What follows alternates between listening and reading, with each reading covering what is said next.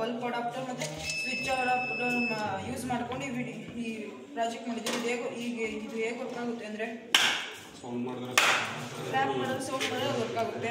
On ಮಾಡ್ಬೋದು, of ಮಾಡ್ಬೋದು. S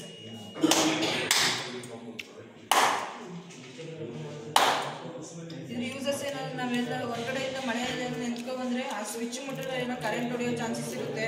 ಅಕಸ್ಮಾತ್ ಏನಾದ್ರು ಸುಮಾರು ಜನ ಕರೆಂಟ್ ಡೈ ಆಗಿದ್ದಾರೆ, ಅದಕ್ಕೋಸ್ಕರನೇ ಪ್ರಾಜೆಕ್ಟ್ ಮಾಡಿದ್ದೀವಿ.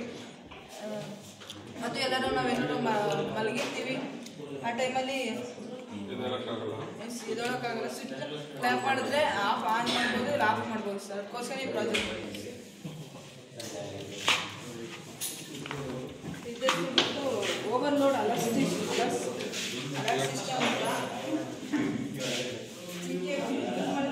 ಅಂತ ಮಾಡಿದ್ದೀವಿ.